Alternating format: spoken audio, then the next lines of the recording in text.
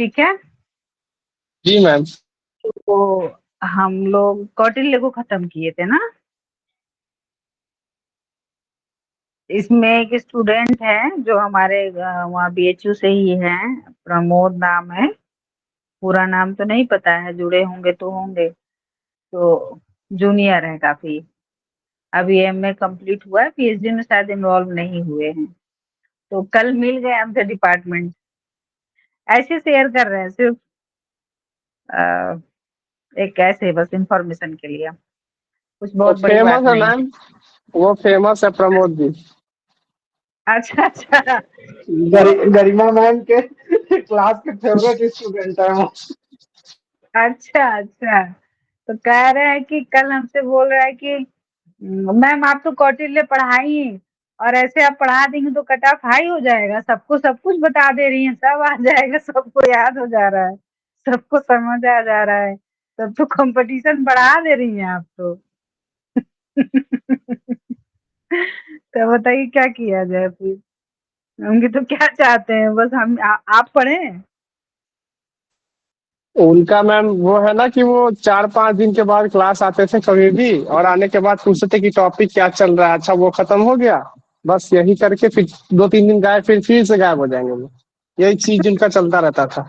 अभी अविनाश सर का लॉजिक का क्लास चल रहा है, लगभग कि 10 दिन के बाद आए वो, अब बोल रहे कि सर आप वेस्टर्न फिलोसफी नहीं, वेस्टर्न कंटेम्प्रेरी नहीं पढ़ाइएगा क्या।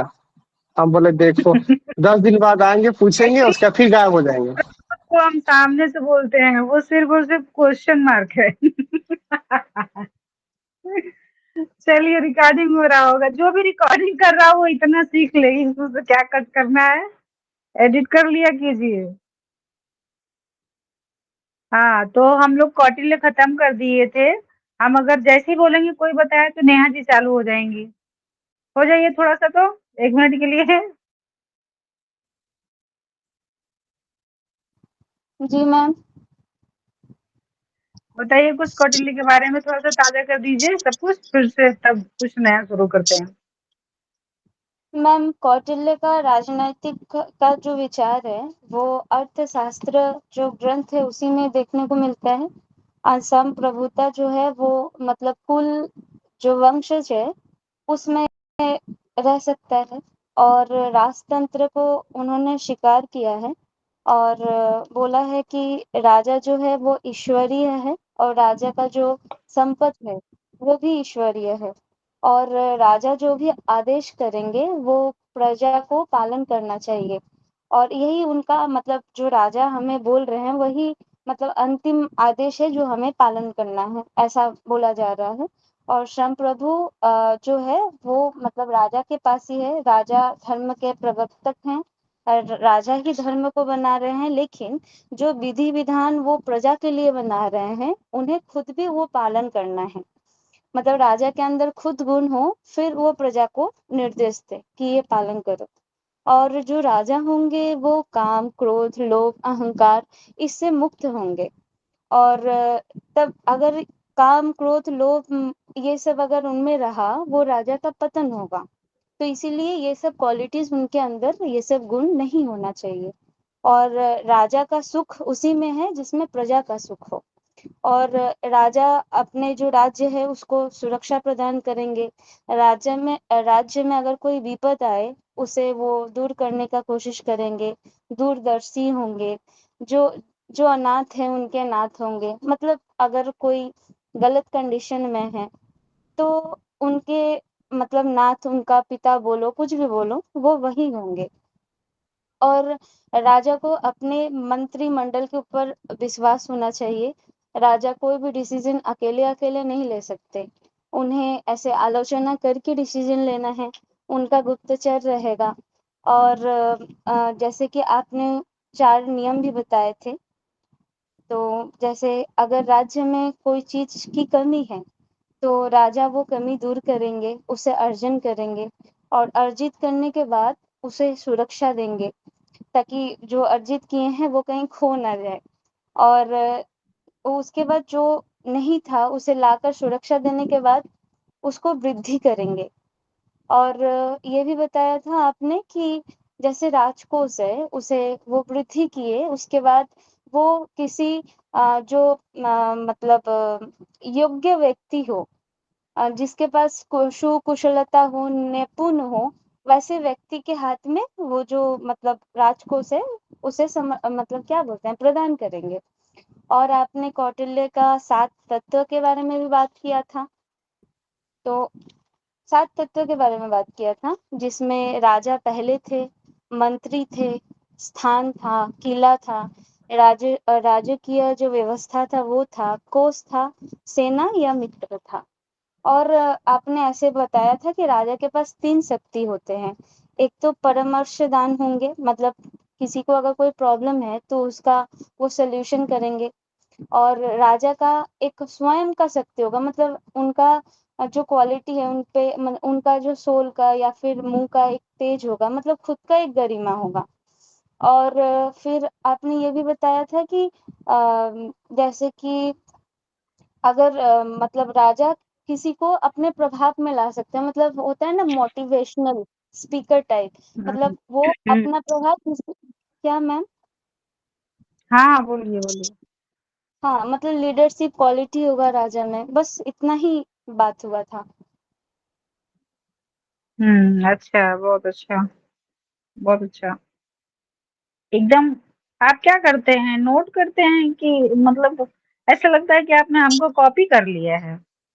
मैम मतलब आप जब बोलते हो तो कुछ कुछ कीवर्ड्स मैं ऐसे नोट करती हूँ, ऐसा नहीं है कि पूरा ही कर लूँ, तो वो कीवर्ड से याद आ हाँ, जाता है। समझ। वही वही वही। ऐसे एकदम बिल्कुल मेरा ही तरीका पढ़ने का है, तो फिर वो इसमें सीक्वेंस चलता है। हम हाँ यही मैम। सोच रहे थे जब आप बोल रहे थे, तो क्योंकि हम भी जब पढ़ते थे तो जब टीचर पढ़ाते हैं क्लास में तो कीवर्ड्स ऐसे बीच बीच में एक एक शब्द लिखते जाते हैं, जब वो शब्द हम पढ़ते हैं तो उसके अगल बगल जो बातें हुई हैं वो हमें हम्म। याद आ जाती हाँ है। वो मैम। अच्छी बात है, आपकी मेमोरी अच्छी है, ठीक है। बढ़िया। तो आगे बढ़े क्योंकि खुद ही आधा घंटा हो चुका है, ठीक है। तो हम्म। आज हम लोग अब माइक ऑफ कर लीजिए वरना फिर आवाज अच्छी नहीं जाएगी। फिर आज हम लोग बात करते हैं ऑस्टिन की। ये भी सिलेबस में है आपके, संप्रभु राज्य की बात इनमें भी आएगी, ऑस्टिन में भी। तो इनको पढ़ा जाए कि आप लोग को ऐसा तो नहीं है जो हम पढ़ा रहे हैं या फिर आप लोग पहले से ये सारा कुछ पढ़ चुके हैं तो बहुत लगता हो हल्के में। तो हम सोचे आज बोलते हैं कि यदि आपको ये सारा कुछ आ रहा हो तो टाइम नहीं बर्बाद कीजिएगा। 1 घंटा फालतू में, आधा घंटा लगता होगा आप लोग का, तो कुछ और पढ़ बिल्कुल भी नहीं लीजिएगा। मैम। नहीं मैम, आप रहो। अच्छा ठीक है, चलो। और कोई, किसी और को कोई समस्या?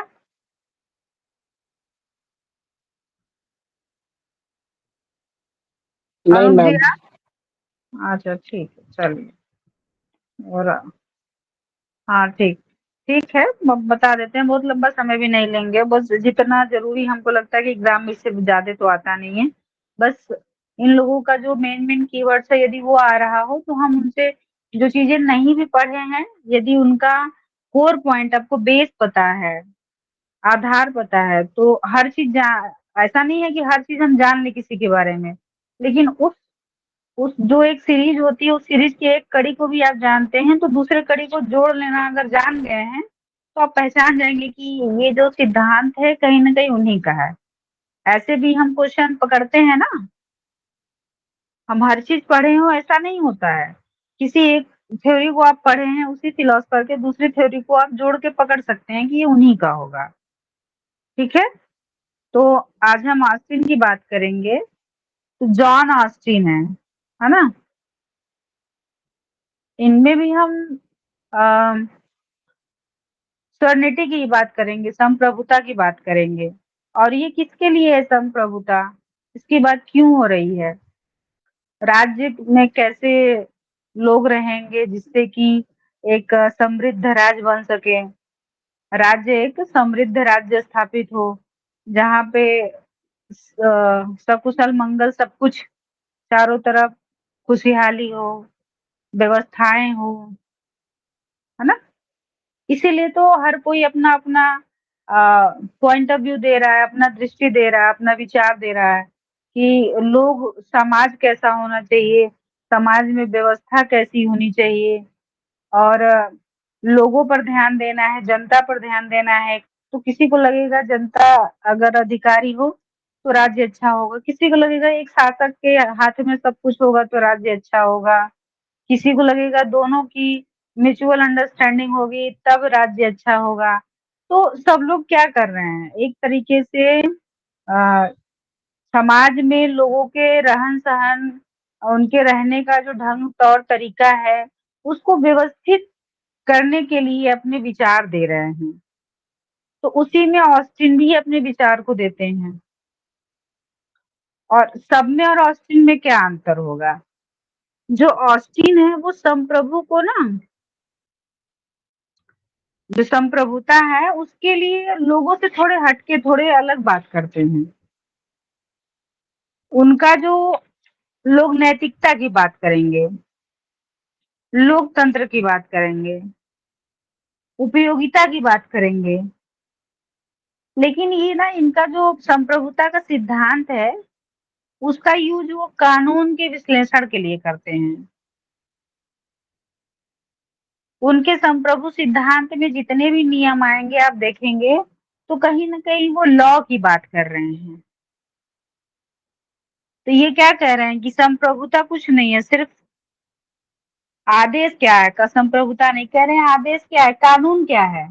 ये कानून को बता रहे हैं क्या है, कहते हैं कुछ नहीं है, संप्रभुता का आदेश है। कानून को कह रहे हैं और कुछ भी नहीं है, ये सिर्फ़ और सिर्फ़ एक संप्रभुता का आदेश है। और यही कथन उपयोगितावादी लोग जो है मिल और बेंथम हैं, वो यही कथन बोल करके प्राकृतिक अधिकार जो है उसके और जो प्राकृतिक कानून है उसका खंडन करते हैं। कहीं न कहीं उन विचारों को अस्वीकृत करते हैं प्राकृतिक कानून और प्राकृतिक अधिकारों का। वो कहते हैं कि कानून कुछ और नहीं है, सिर्फ़ संप्रभु का आदेश है। वो उसी जो नेचुरल राइट्स है, उसका खंडन कर रहे हैं। लेकिन यहाँ पे जो ऑस्टिन है वो क्या कर रहे हैं, ये कानून को उसको खंडन के लिए नहीं उसको एक्सेप्ट कर रहे हैं। कह रहे हैं कि जो कानून है वो भी संप्रभुता का आदेश है जिससे कि ये क्या बोल सकते हैं, कमांड कमांड थ्योरी की बात करते हैं, कमांड ऑफ लॉ की बात करते हैं। तो जब हम ऐसे पढ़ रहे थे, तो मेरे मन में आया कि ये फिलॉसफी का तो स्टूडेंट नहीं है। जो जॉन ऑस्टिन है, वो फिलॉसफी के स्टूडेंट नहीं है, एकदम हम श्योर हो गए हैं। हम बहुत पहले नहीं पढ़े थे, हम इनको परसों ही पढ़े हैं, आप ही लोग को बताने के लिए। तो फिर हम सोचे अब इनको देखते हैं भाई, गए फिर लाइब्रेरी बैठे, बुक 2-4 उठा के लाए, फिर इनके बारे में पढ़ना शुरू किए। तो ये तो लॉ फैकल्टी के स्टूडेंट और प्रोफेसर हैं। तब फिर हमें ये बात समझ में आई कि अब ये जो कुछ भी कहेंगे, उनका हर बात लॉ से ही होगा। कोई भी नियम, कानून, सिद्धांत, जस्टिस, एथिक्स कुछ भी बताएँगे, वो कहीं न कहीं लीगल, इल्लीगल, वैलिड, इनवैलिड और लॉ को ही इनबिल्ट करके वो अपनी थ्योरी को देंगे। अब इससे क्या होगा कि आपको समझने में सरलता होगी।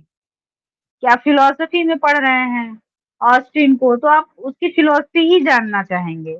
यदि उस व्यक्ति का आप बैकग्राउंड जान जाइए कि वो किस फील्ड का है, तो उसके माइंडसेट को समझना ईज़ी हो जाता है ना? तो ये लॉ फैकल्टी के हैं और ये जो सिद्धांत देते हैं कमांड थ्योरी ऑफ लॉ की, और ये नींव रखते हैं लीगल पॉजिटिविस्ट की। यानी हम लोग जब फिलॉसफी पढ़ते हैं, क्या है, एक पॉजिटिविज्म है, लॉजिकल पॉजिटिविज्म है ना?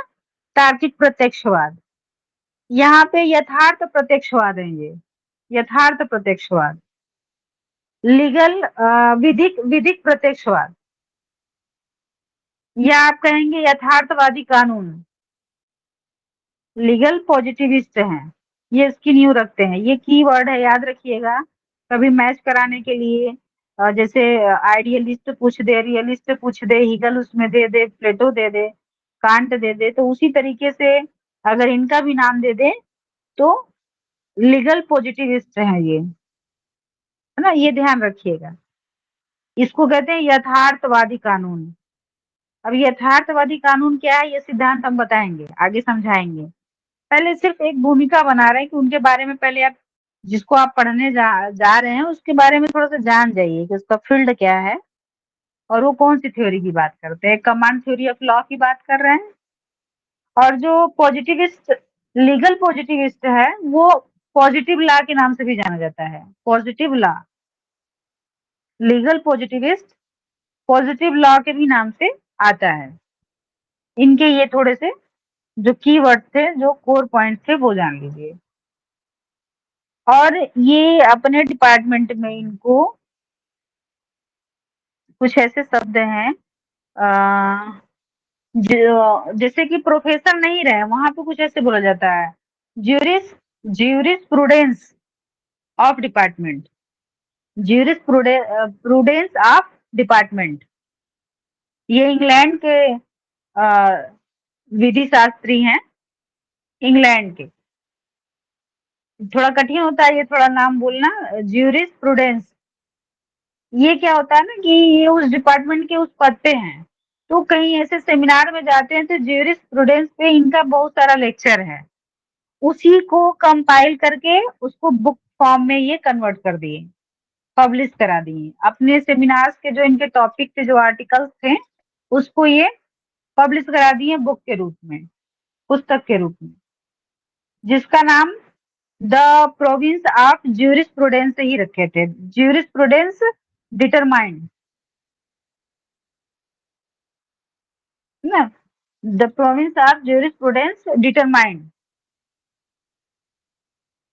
कहीं लिखे होंगे, अभी ध्यान नहीं कहाँ लिख दिया, अभी आएगा सामने तो ठीक से उसको बताएंगे क्या था, है ना। तो ये इनकी पुस्तक है, क्योंकि ये आर्टिकल था उसी को उन्होंने कंपाइल कराया है। ये लॉ डिपार्टमेंट के हैं, लॉ फैकल्टी के हैं, और इनका जो पोस्ट है ज्यूरिस्प्रूडेंस ऑफ डिपार्टमेंट ये रहे हैं।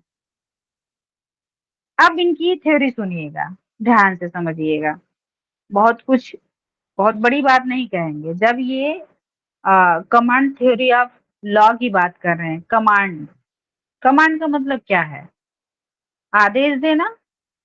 तो ये संप्रभुता को बता रहे हैं, संप्रभुता का आदेश इंपॉर्टेंट है।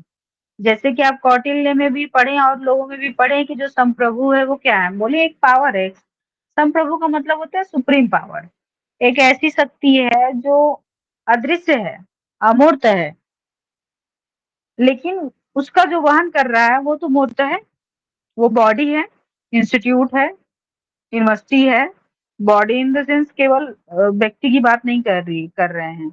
बॉडी कोई भी हो सकता है, वो इंस्टीट्यूट हो सकता है, यूनिवर्सिटी हो सकता है, कॉलेज हो सकता है, कोई कंपनी हो सकता है, कुछ भी, जहाँ पे कोई एक शासक होगा, एक मालिक होगा, वो वहां पे जितनी भी क्रियाएं हो रही हैं उस पावर के अकॉर्डिंग, उस पावर के कमांड से हो रही है, वो कमांड कर रहा है ना।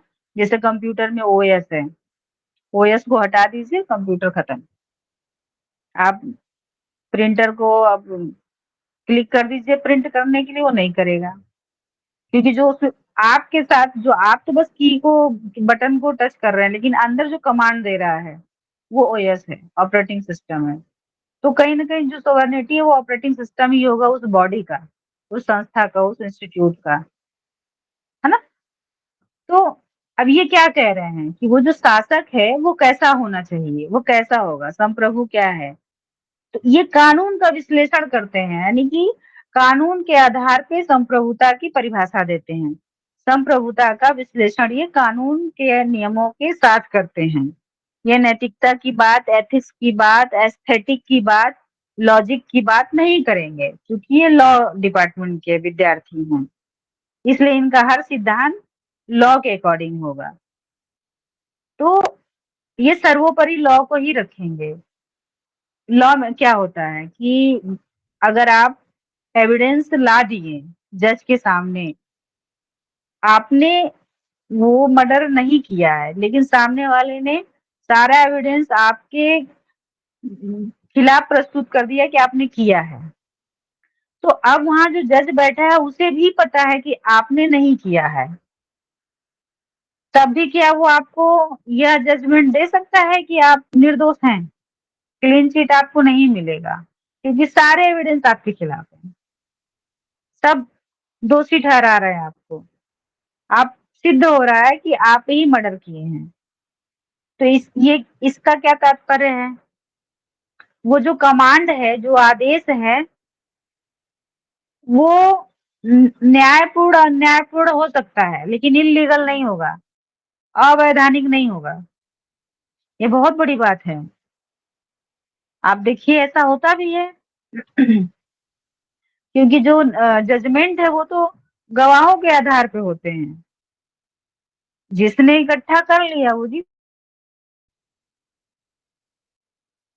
तो वो ये बता रहे हैं कि जो कमांड है, जो संप्रभुता का जो आदेश है, उसी के अनुसार कानून चलता है। तो कानून कुछ और नहीं है, सिर्फ संप्रभु का आदेश है। ये लाइन याद रखिएगा कि ये ऑस्टिन का है। कानून कुछ और नहीं है, सिर्फ संप्रभु का आदेश है। वो बता रहे हैं कि जो आदेश है वो अन्यायपूर्ण भी हो सकता है, न्यायपूर्ण भी हो सकता है, लेकिन कभी भी अवैधानिक नहीं होगा। वो जब भी होगा लीगल होगा, क्योंकि सिस्टम से हो रहा है, नियमतः हो रहा है। आप कोर्ट गए हैं, वहां पे आपने डिस्कस किया है और उसके बाद जज ने निर्णय दिया है, तो वो लीगल है, इलीगल नहीं है। वो ये हो सकता है कि वो अन्यायपूर्ण हो सकता है, न्यायपूर्ण हो सकता है ना? अगर आप उनकी बात करें कि अब उनके हिसाब से कानून क्या है, ये तो आपको समझ में आ गया। वो नैतिकता और कानून को अलग अलग समझते हैं, दोनों में विभाजन करते हैं। भारतीय परंपरा में क्या है, नैतिकता और कानून अलग नहीं है।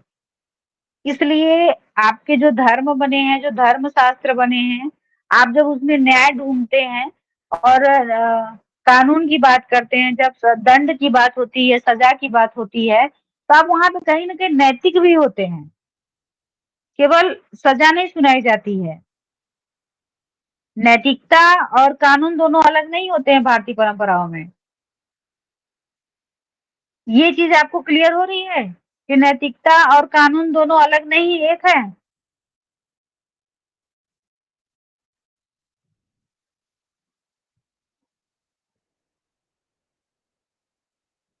कोई नहीं, लेकिन ऑस्टिन कह रहे हैं दोनों अलग अलग है। वो दोनों को एक नहीं मान रहे हैं। करें, कानून वही है जो राज्य कहेगा, जो संप्रभु राज्य बोलेगा, कानून वही है, चाहे वो नैतिक हो चाहे वो अनैतिक हो। इस आधार पे वो बता रहे हैं। हम इस थ्योरी को थोड़ा स्लो बता रहे हैं जानबूझ के, है ना? शायद हमें लग रहा है कि हम थोड़ा स्लो बताएं ताकि आप लोग को ठीक से समझ में आ जाए। भले आपको आ रहा होगा, लेकिन हम ये सोच के बताते हैं, ठीक है? तो वो किस बेस पे नैतिकता और कानून को अलग बता रहे हैं? वो कह रहे हैं कि जो कानून है वो वही है जो राज्य आदेश दे रहा है, जो कमांड कर रहा है, क्योंकि ये कमांड थ्योरी ऑफ लॉ की बात कर रहे हैं। जो कमांड कर रहा है वही नैतिकता है। मतलब वही संप्रभु राज्य है, वही कानून है।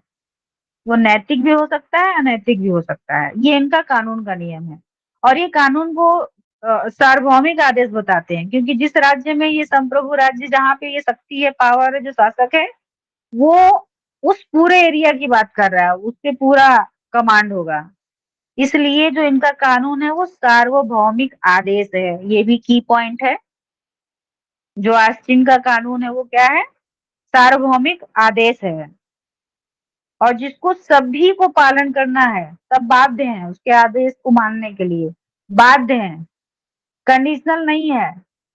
अगर कमांड मिल गया है, आदेश मिल गया है, निर्णय सुना दिया गया है, तो पालन करने के लिए आप हर परिस्थिति में बाध्य हैं। अब संप्रभु को ये क्या कर रहे हैं? संप्रभु क्या है? वही बोले कि संप्रभुता क्या है? एक अदृश्य शक्ति है, सुप्रीम पावर है, लेकिन कोई वो जो उसको धारण कर रहा है वो तो मूर्त है, वो तो एक बॉडी है, एक फिजिकल है। तो संप्रभुता को बताते हैं वो एक निकाय है, वो व्यक्ति भी हो सकता है, संस्था भी हो सकता है, राज्य भी हो सकता है, कंपनी भी हो सकती है, जहाँ पे क्या होगा, अधिकांश लोगों से आज्ञा का पालन कराया जाएगा। बस ये इसमें मेन पॉइंट था कि वहां पर अधिकांश लोगों से आज्ञा का पालन कराया जाएगा और स्वयं जो ये कमांड कर रहा है, जो वो पावर है, अब उस समय जो उस पावर में होगा, जो संस्था होगी, जो बॉडी होगी, जो भी, चाहे वो जड़ हो चाहे वो चेतन हो, जो भी इस पावर में है, वो स्वयं उस आज्ञा का पालन कतई नहीं करेगी। सीधी सी बात। ये एक ऐसे बिगड़ैल इंसान की बात कर रहे हैं आस्तीन, कि वो सिर्फ और सिर्फ लोगों से आदेश मनवाएगा, किसी की बात स्वयं नहीं सुनेगा। और ऐसा व्यक्ति इस पावर में होना चाहिए जो कभी भी किसी के आदेश का पालन न करे, जो उसके लेवल का हो, उतने पावर में जो और कोई हो, उसके आगे वो कभी झुका ना हो, उसके आदेशों को पालन करने का कभी आदी ना हो, है ना। ये ऑस्टिन कह रहे हैं। इसलिए हम बोले कि कैसे बिगड़ैल शासक की बात कर रहे हैं, इंसान की बात कर रहे हैं, व्यक्ति की बात कर रहे हैं, जहां पे उसको सिर्फ अपने आज्ञा, अपने हुकूमत चलानी है, उसको किसी का नहीं सुनना है। एक तरीके से कहीं ना कहीं डिक्टेटरशिप हो जाएगा, है ना। और जब ऐसा जजमेंट होगा तो वहां पे क्या क्रिएट होगा, जहां पे सिर्फ जो कमांड मिल गया हो, जो कानून है, वहां पे जो आदेश का पालन कर रहा है, वो उसको बस पालन करना है। वो नैतिक भी हो सकता है, अनैतिक भी हो सकता है, वो न्यायपूर्ण भी हो सकता है, अन्यायपूर्ण भी हो सकता है, लेकिन वो कानून के नियम के तहत है, कानून के अकॉर्डिंग है, तो वो सही है, उसके अनुसार वो गलत नहीं है। जब ऐसी घटनाएं होंगी तो क्या होंगी, कहीं ना कहीं समाज में ऐसा होता है, उसको तोड़ मरोड़ करके किसी न किसी तरीके से जो कागज पर, दस्तावेजों पर उसको कानून के अकॉर्डिंग सेट कर दिया जाता है, और भली भांति सबको पता होता है कि ये गलत हो रहा है, लेकिन फिर भी आप असहाय होते हैं, क्योंकि जो संस्था को जो कानून चला रही है, वो उसके अंदर आ रहा है, उसके जो क्राइटेरिया है उसमें वो फिट बैठ रहा है, फिर आप कुछ नहीं कर सकते हैं। फिर वो वहां पे जो करना है, जो मनमाना आदेश देना है, उसको जो करना है वो करेगा। तो इससे क्या क्रिएट होगा समाज में, कानून में और जो मॉरल एथिकल वैल्यू है उसमें विरोध उत्पन्न होगा। जैसे उसका उदाहरण आज के टाइम में नेपाल है, इसके थोड़े पहले मणिपुर था। तो जहाँ पे जो लीगल इलीगल का जो कॉन्सेप्ट है, जब एथिक्स से निकाल कर किया जाता है, उस वैलिडिटी से एथिक्स की वैल्यू को निकाल दिया जाता है, तो वहां पे जो जन संप्रदाय है उसमें संघर्ष शुरू होगा, क्योंकि जो जनता है वो एथिकल वैल्यू को मान रही है, और जो बॉडी है, जो गवर्नमेंट है, वो लॉ को मान रहा है, और दोनों में क्या है, अंडरस्टैंडिंग नहीं है। जबकि एथिक्स भी विदाउट लॉ बहुत उस राज्य के लिए हानिकारक होगा, और लॉ भी बिना एथिक्स के उस राज्य के लिए हानिकारक होगा। दोनों को यदि दोनों आपस में सहमति से चलें, मध्यस्थता के साथ, तो राज्य अच्छा होगा। तो जो पहले जैसे चाणक्य की नीति रही हो, तो चाणक्य की नीति बहुत निरंकुश नीति नहीं थी, कहीं ना कहीं वो राजा को समझा रहे हैं कि तुमको भी शराब नहीं पीना है, राज्य में यदि तुम किसी को मना कर रहे हो तो तुम पहले अपने घर में बंद करो। यदि तुम किसी को कह रहे हो कि उसको ठीक से समाज में रहना है, लोगों को देख कर रहना है, लोगों के साथ मिलजुल के रहना है, तो पहले तुम भी मिलजुल के रहना सीखो, तब हमें आदेश दो। तो वहां कहीं ना कहीं जो कौटिल्य है वो भी कानून की बात करते हैं, नीति शास्त्र को मिला करके, बिना नैतिकता की बात नहीं करते हैं। लेकिन ऑस्टिन के वैल्यू में क्या है, एथिक्स कहीं है ही नहीं, वो एथिक्स को उठा के फेंक दिए और सिर्फ गवर्नमेंट की बात कर रहे हैं। और वहां पे सोवर्निटी ही सबसे सुप्रीम पावर है। जो गवर्नमेंट है, जो सरकार है, उसका वो क्या है, सिर्फ एक संप्रभुता का आदेश मात्र है। जो कमांड मिल गया वो रोबोटिक है। अब उसको आपने कमांड दे दिया, आपने बटन दबा दिया है कि अब जाओ सामने कुछ भी हो सीधे चलते जाओ, समुद्र है, कुआं है, तालाब है, फिर भी तुमको सीधे रास्ते से जाना है, वो जाएगा। उसको सोचना नहीं है, मालिक ने आदेश दिया है, सही है गलत है हमें ये नहीं सोचना है। ये आस्तीन कर रहे हैं, वो सर्वोच्च शक्ति की बात कर रहे हैं और उसको पालन करने के लिए कह रहे हैं। वो जो सुवर्णिटी का जो कपड़ा बना है, जो शक्तिमान का कपड़ा बना है ना, वो जो सुवर्णिटी का जो किल्विस का भी कपड़ा है, वो सिर्फ वही धारण करेगा जिसके अंदर कौन सी क्वालिटी होगी। कभी भी किसी ऐसे शक्ति का जो उसके समान हो, उसका आदेश पालन करने का आदत ना हो उसको। कभी भी वो ऐसे लोगों का आदेश पालन न किया हो जो उसके ही बराबर शक्ति रखता हो। उससे ऊंचे शक्ति वालों के कभी पालन किया होगा चलेगा, लेकिन यदि उसके बराबर वाले की कोई शक्ति है किसी के पास और यदि वो उसके अंडर में काम किया है तब योग्य है।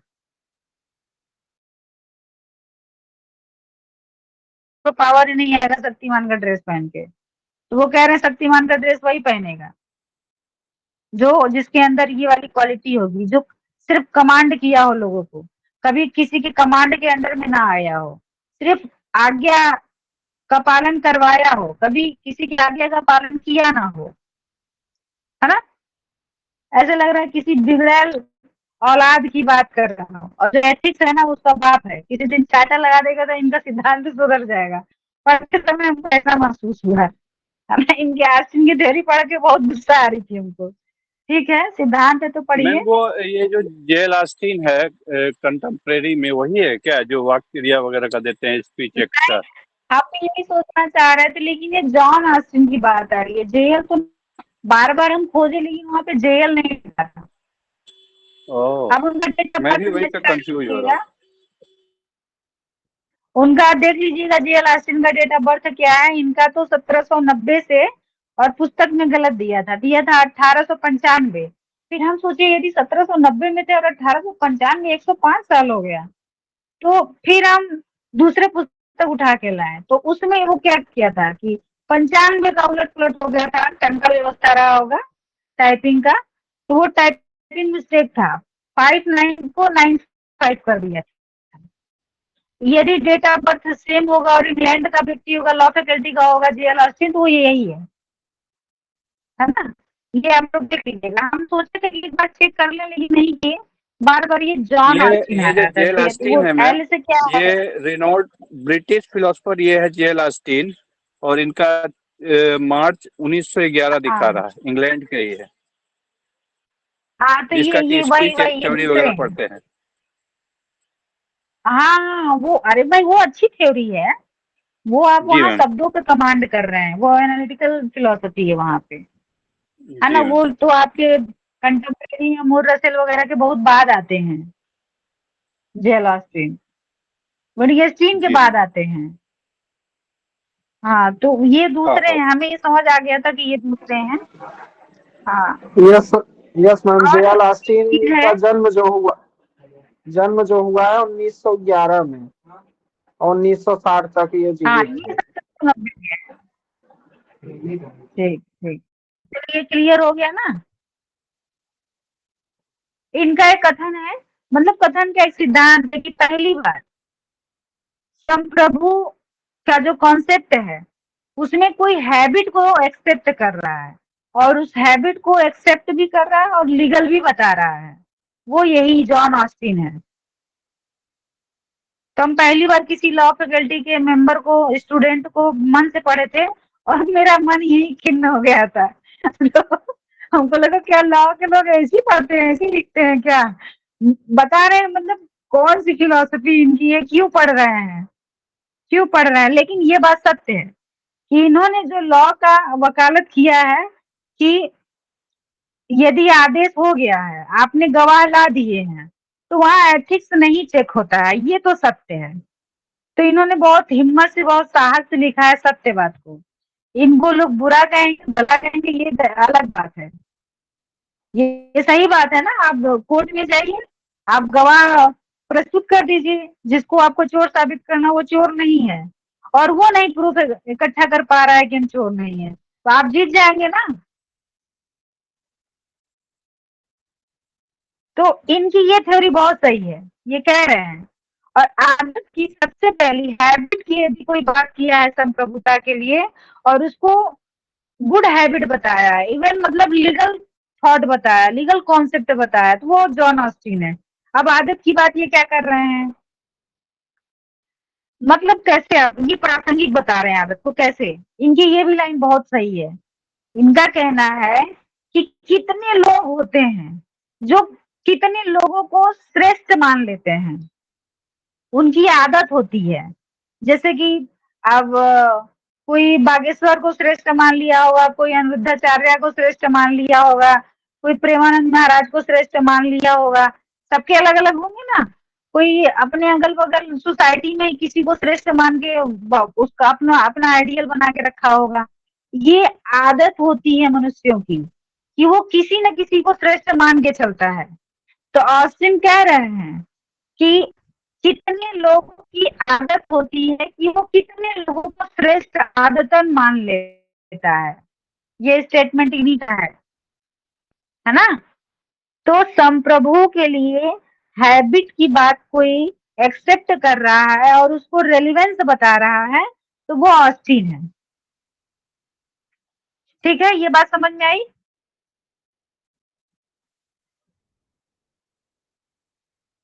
कुछ बोल दिया कीजिए बीच में। जी ना।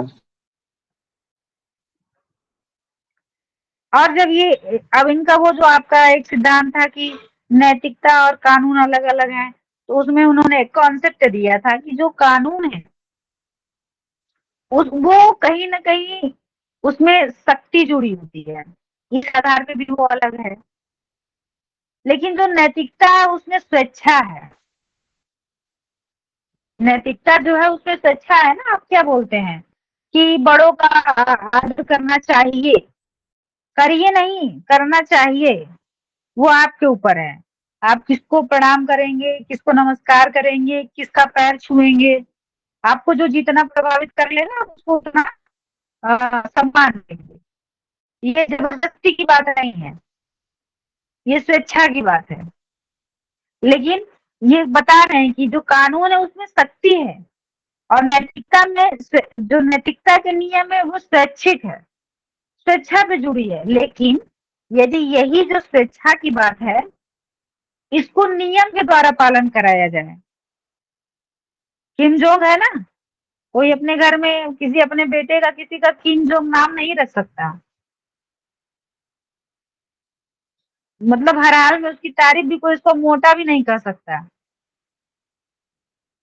है ना। तो वहां क्या है, वो जो नैतिक नियम है, जो जो स्टेटमेंट स्वैच्छिक है उसको वो नियम के तहत लागू कराना चाहते हैं, पालन कराना चाहते हैं। तो वो क्या होगा, संप्रभुता के द्वारा पालन कराया जा रहा है। अब जो संप्रभुता के द्वारा पालन कराया जाएगा वो कानूनी नियम बन जाएगा। अब जैसे ही कानूनी नियम बनेगा मतलब उसका जो वो जो नियम है उसको पालन कराने के लिए शासक की जरूरत होगी। यानी नैतिक नियम भी शासक के द्वारा ही शक्ति के माध्यम से जनता में पालन कराए जाएंगे। नैतिक नियम भी, कानूनी नियम तो ठीक है, वो शक्ति से पालन कराया जाएगा। क्योंकि ये संप्रभुता को संप्रभुता में कहीं न कहीं जो दंड का नियम है, पनिशमेंट का नियम है उसको स्वीकार करते हैं, तभी एक अच्छा संप्रभु राज्य होगा, इनका मानना है। लेकिन नैतिक नियम में भी ये कह रहे हैं कि यदि जो स्वैच्छिक नियम है उसको यदि कानून के आधार पे पालन कराया जाए और कोई शक्ति उसको पालन कराए संप्रभुता के आधार पे, तो अब वो शासक जो है शासन करेगा नैतिक नियमों का भी, पूर्णतः डिक्टेटरशिप आ जाएगा। और जब नैतिक नियमों का भी पालन कराना शुरू हो जाए कानूनी नियम से, तब वही जो आदेश होगा यथार्थवादी कानून होगा। वही जो नियम है, कानून है, वो यथार्थवादी कानून है। इसी को वो पॉजिटिव लॉ कह रहे हैं। लीगल पॉजिटिविस्ट की बात कर रहे हैं, इसी थ्योरी को।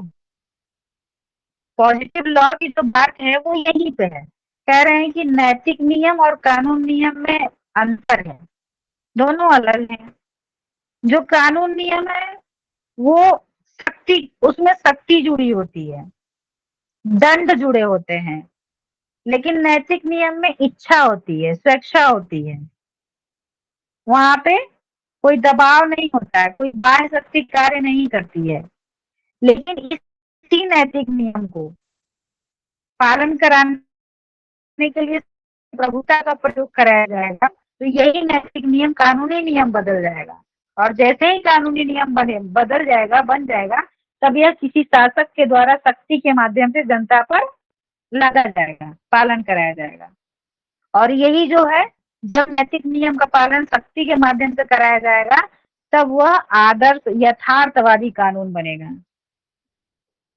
और यथार्थवादी कानून के संस्थापक ऑस्टिन है।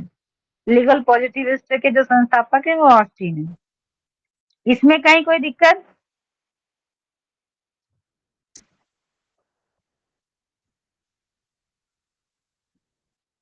नो नहीं कोई मैम। बात नहीं, ठीक है। और ये जो यथार्थवादी कानून है उसकी पहचान कैसी होगी? जो लीगल पॉजिटिविस्ट है उसकी पहचान कैसे होगी?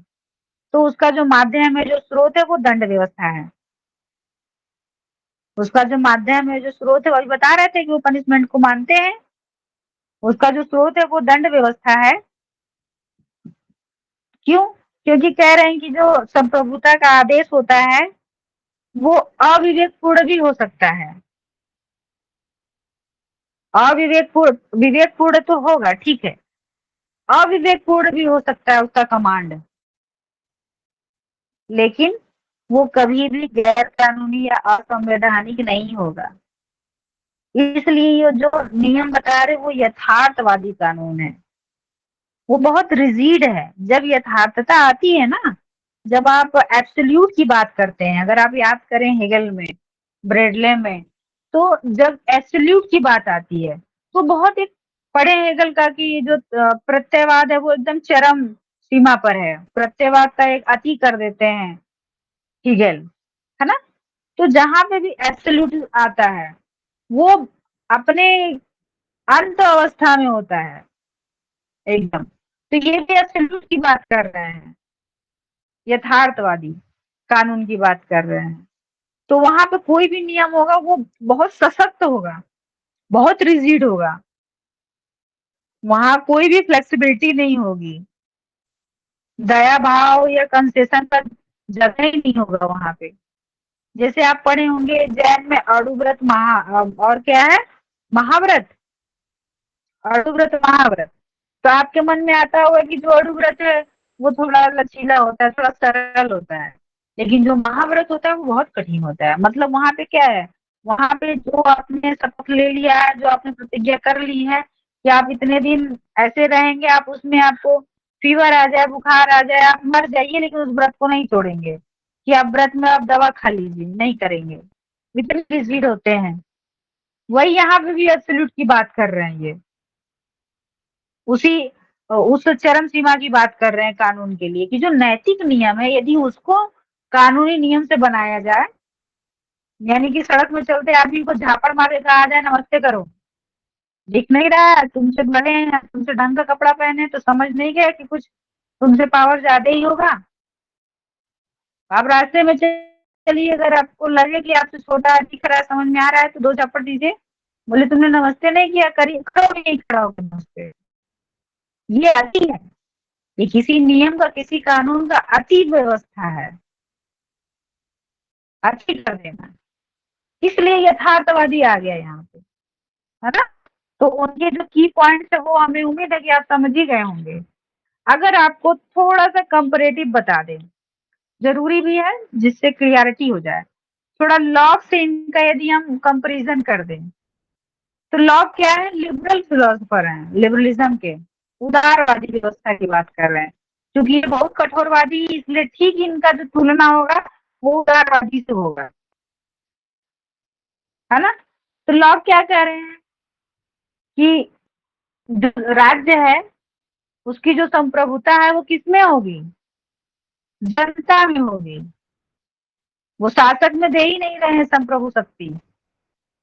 कह रहे हैं जो शासक है वो जनता के द्वारा बनाया गया है, बहुमत से बनाया गया है, लोगों ने उसका चुनाव किया है, इसलिए वो जो भी कार्य करेगा जनहित में करेगा। शासक को जो अधिकार वो जनहित से मिलता है।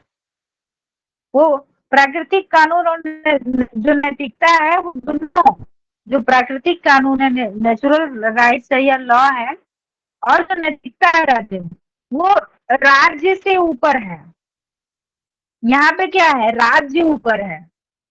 आप नैतिक अनैतिक निर्णय दे सकते हैं, लेकिन राज्य यानी संप्रभुता, संप्रभुता यानी कमांड, जो आदेश मिला है, आप उसकी अवहेलना नहीं कर सकते हैं, चाहे वो अनैतिकता ही क्यों न घट जाए, वहां पे अन्याय ही क्यों न किसी के साथ हो जाए। यदि राज्य ने आदेश दे दिया है कि इनको फांसी लगा दो, चाहे वो निर्दोष 4 साल बाद साबित हो जाएंगे मरने के बाद, तो वो हो जाए। लेकिन आज जो कानून का नियम कह रहा है कि ये अपराधी हैं, इनको सजा मिलनी चाहिए, तो इनको चढ़ा दो, आप उसमें जांच नहीं करो। आदेश है तो है, कमांड है तो है, क्योंकि कानून केवल संप्रभुता का आदेश मात्र है और कुछ भी नहीं है। तो कानून अपने हिसाब से नहीं चलता है, संप्रभुता के हिसाब से चलता है। जो सुप्रीम पावर है उसने जो बोल दिया कानून को वही करना है। लेकिन लॉ क्या कह रहे हैं कि जो कानून है, जो प्राकृतिक नियम है, जो नैतिक नियम है, वो सब राज्य से ऊपर है। नैतिक नियम और प्राकृतिक कानून, कानून नहीं प्राकृतिक कानून, वो राज्य से ऊपर है। ध्यान से समझिएगा दोनों में अंतर, तब आप पकड़ पाएंगे कौन स्टेटमेंट ऑस्टिन कह रहा है, कौन लॉक कह रहा है। उसमें राज्य सर्वोपरि है। राज्य का मतलब जो बॉडी उसको कंट्रोल कर रही है, वो उसकी बात कर रहा है कि राज्य सर्वोपरि है। लेकिन यहाँ पे क्या कह रहा है? ये कह रहा है नैतिकता सर्वोपरि है, प्राकृतिक कानून सर्वोपरि है। और यदि शासक नेचुरल लॉ का उल्लंघन करता है तो जनता के पास अधिकार है विद्रोह करने का। लेकिन यहाँ पे आस्तीन क्या है? वो तो कानून और नैतिकता को अलग मानते हैं, जिसमें से जो राज्य है, जो कानून है, वही सर्वोपरि है, नैतिकता नहीं। मतलब राज्य सर्वोपरि है, संप्रभु आदेश जो है वो सर्वोच्च है, चाहे वो न्यायपूर्ण हो, चाहे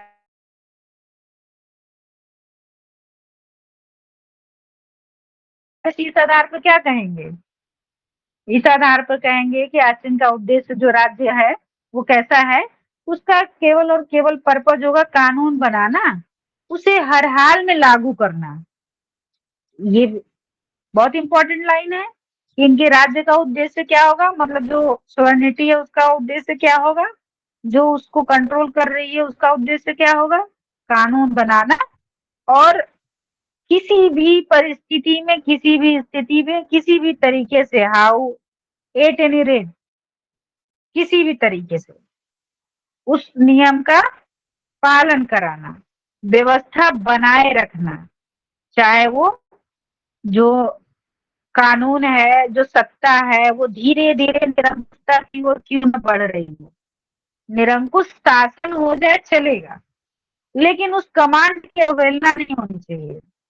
इनके राज्य का उद्देश्य है आस्तीन के, है ना। इसलिए क्यों? क्योंकि ये लीगल पॉजिटिविज्म की बात करते हैं, यथार्थ एब्सोल्यूट लॉ की बात कर रहे हैं, यथार्थवादी कानून है इनका, इसलिए कानून को ही सर्वोच्च मानते हैं, है ना।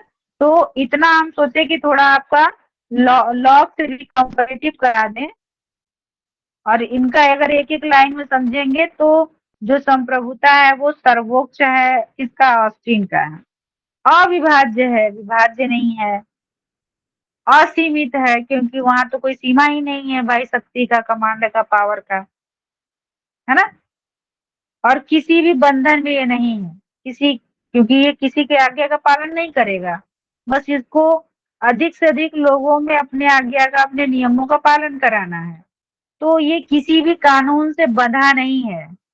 जो संप्रभुता है ऑस्टिन का, किसी भी कानून से बंधा नहीं है, सर्वोच्च है, अविभाज्य है, असीमित शक्ति है।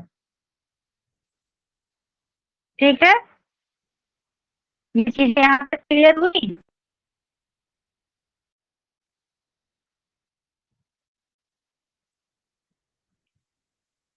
बोल दिया कीजिए, क्योंकि ऑस्टिन आपके लगभग लगभग इससे ज्यादा कुछ है नहीं, क्योंकि ये फिलॉसफी बहुत नहीं दिए है, बस इनका जी इम्पोर्टेंट मैम, है क्लियर है मैम, जो थैंक यू आप मैम। समझ जाएंगे।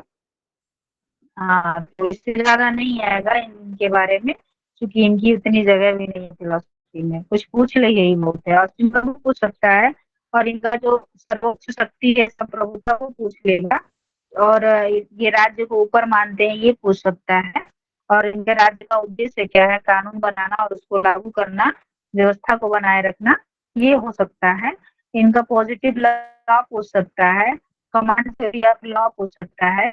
इनकी जो पुस्तक है वो क्या है, क्या नाम बताए थे, ज्यूरिस प्रूडेंस करके है, ज्यूरिस प्रूडेंस इनकी पुस्तक। एक सेकंड हम देखिए के बता देते हैं जहाँ लिखे थे टोटल कार्य से।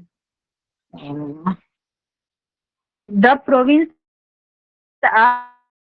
प्रूडेंस डिटरमाइन आप एंड में वो कमांड थ्योरी की बात करते हैं, पॉजिटिव पॉजिटिव लॉ की बात करते हैं, है ना, जिसमें वहां पे वो कानून सार्वभौमिक आदेश कहते हैं। हाँ, ये भी उनका इम्पोर्टेंट है, ये भी पूछ सकता है, यूनिवर्सल कमांड, सार्वभौमिक आदेश, है ना। और कानून क्या है वो तो बार बार कही कर रहे हैं कि संप्रभुता का आदेश है, और राज्य जो कहेगा वही होगा, चाहे वो नैतिक हो चाहे वो अनैतिक हो, और नैतिकता को कानून को वो अलग अलग मानते हैं।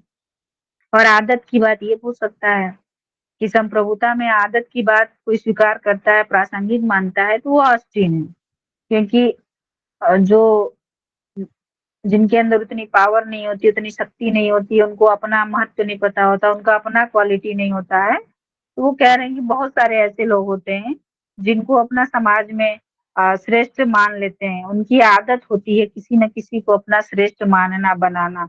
जैसे आप देख लीजिए कि एक कोई यूट्यूबर है जो बहुत खराब वीडियो बना रहा है, समाज को कुछ अच्छा नहीं दे रहा है, मतलब नाच गाना भी खराब नहीं होता, अच्छा होता है, लेकिन वो उसकी भी सीमाएं होती हैं। लेकिन कुछ लोग किस तरीके से नाच रहे हैं, गा रहे हैं, जिसका कोई आदर्श नहीं है, कोई मोरल वैल्यू नहीं है, लेकिन उस अगर वो भी जब खड़ा होता है तो उसके भी फॉलोअर होते हैं, वहां भी भीड़ होती है, और वहां भी लोग जाते हैं ऑटोग्राफ लेने, ये हम देखे हैं। उनको भी लोग बुलाते हैं फीता काटने के लिए, उद्घाटन करने के लिए, तो वो भी किसी न किसी के आइकॉन बने हैं तभी तो ये आदत होती है। यहाँ भी जेल ये जो जॉन ऑस्टिन है, तो इनकी बातें यहाँ भी सत्य है। तो इन्होंने शायद बहुत व्यवहारिक बात की है, जो इन्होंने देखा है वो बताया है। ठीक है, वो अपनी मंशा नहीं बता रहे हैं, वो जो समाज में देखे हैं उन्होंने उसको रखा है। ओके, चले बस करें। दीदी चलिए बस जी मैम, करिए थैंक हम। You ma'am. हो गया हाँ आपका? हाँ, देखा। ये बोल रहे थे क्या चाहते हैं? अगर हाँ, पॉसिबल हो तो आप अपनी क्लास थोड़ी पहले शिफ्ट कर सकते हो, 7:45 तक। पहले क्या चाहते हो, चाहते मतलब क्या ये हो था ना तुम भाई? ये था ना दीदी कि अविनाश सर की क्लास थोड़ी सी पहले हो जाती ना, क्योंकि 11 बजे तक हाँ चल जाती है वो क्लास। उसके पहले गरिमा हाँ। मैम का क्लास रहता है ना। तो उनकी तो भी फिर शिफ्ट वही हो शिफ्ट जाएगी। कर लेंगे, वो शिफ्ट कर लेंगी। देखो बेटा, बता ये नहीं है, हमको प्रॉब्लम ये है कि हमारे बच्चे तो हम आते नहीं, हम तो लगभग चले जाते हैं कॉलेज, है ना, तो हम आते ही हैं 5 के 5:30 तक। तो 1 डेढ़ घंटे में हम उन लोगों के साथ थोड़े हो लेते हैं, खाना वाना खिला लेते हैं, इवन आते हैं तो कपड़ा उनको नहलाना, कपड़ा चेंज करना, थोड़ा सा ये भी करते हैं, उनके साथ भी होना जरूरी है, क्योंकि अब वो सो चुके होंगे। तो जब हम पढ़ा के जाते हैं वो सो जाते हैं ना, तो हमको उनके पे बड़ी तरस आती है कि दिन भर हम उधर पढ़ने चले जाते हैं, फिर आते हैं तो इधर लग जाते हैं, तो बेचारों के साथ रह नहीं पाते हैं। वो स्कूल जाती है कुछ उसका देख नहीं पाते हैं, सुबह उठती है, स्कूल वो चली जाती है, बस ये 2 घंटा ही हम उनके साथ होते हैं। हम आते हैं 5 बजे तो 6-7 उनके साथ हम होते हैं। बस इतनी सी प्रॉब्लम है और बच्चों के आगे हमारी सारी समस्याएँ खत्म हो जाती हैं। अब ये बात तो है, तो हम कुछ बोल ही नहीं सकते। हाँ, बस यही बात है बेटा। अब पता है सब सो चुके होंगे, तो तब अब हमें उतना खराब नहीं लगेगा। और अगर हम उनसे बिना बात किए वो जाए सो जाए ना, तो मेरा मन करता है जगा ही दूँ। फिर नहीं जगा सकते, सब बेचारे सो गए, हमें बहुत बुरा लगता है। फिर हमको लगता है हम एक अच्छे माँ नहीं हैं। इसलिए हाँ हमको उनके सेम, साथ 2 घंटे मेरे तो को भी ये प्रॉपर वाला शेयर फील करना आता है। तो बस यही इसलिए। हाँ, कोई नहीं, अगर आप कहो तो हम 10-15 मिनट पहले छोड़ दिया करेंगे, हाँ थोड़ा है सा ना? पहले छोड़ दो तो ठीक है। हाँ, या फिर ठीक मतलब है, आप 5:45 पाँच पे मिनट जुड़ 7 मिनट थोड़ा पहले कर लोगे ना, थोड़ा सा 10 मिनट शिफ्ट कर लोगे ठीक तो है, वो हाँ, कोई बस दिक्कत नहीं। आप लोग टोक दिया करें हमको 8:40 पे, क्योंकि हमको बात करना, कभी बात करो तो हमारे लिए प्रणाम टाइम वाइम सर। है।